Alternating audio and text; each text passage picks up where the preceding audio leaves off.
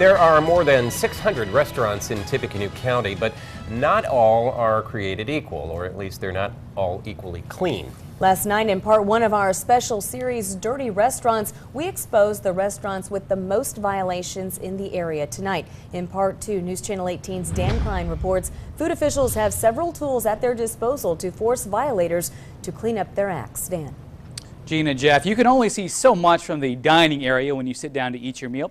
How do you know what's going on in the kitchen behind closed doors? That's the job of food inspectors. Oftentimes, the people with the most power, though, are the customers themselves.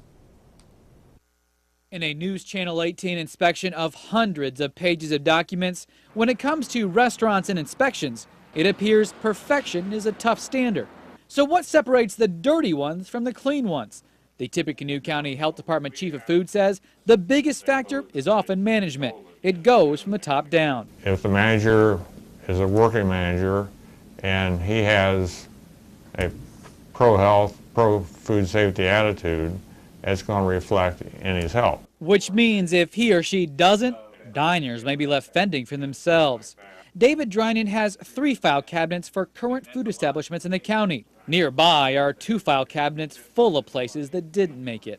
So that tells you right there, in a nutshell, what the odds are of running a successful food service business. Food inspectors try to do a regular inspection at every establishment at least twice a year, plus follow-ups as needed, issuing non-critical and critical violations. Critical means it can make you sick. Get the same critical twice in a row and receive a warning. 3 times in a row and it's a $50 fine.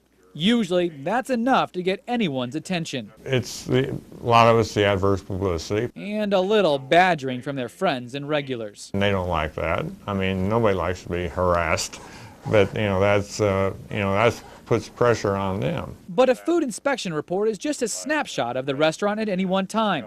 Drynan says it's almost impossible for even the best restaurants to not get a critical. So should people stop going to the worst ones? Well, that's a matter of choice. I mean, we're not here to dictate where they go to eat.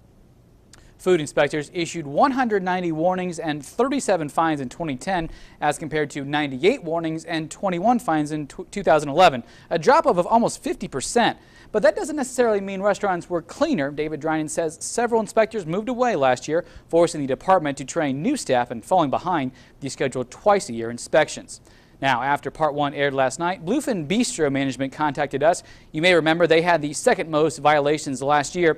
Owner Eddie Cho admits the inspections were a disaster and hurts business. As a result, he says the restaurant revamped how they keep food cool. Several employees lost their jobs, and management is now more hands-on.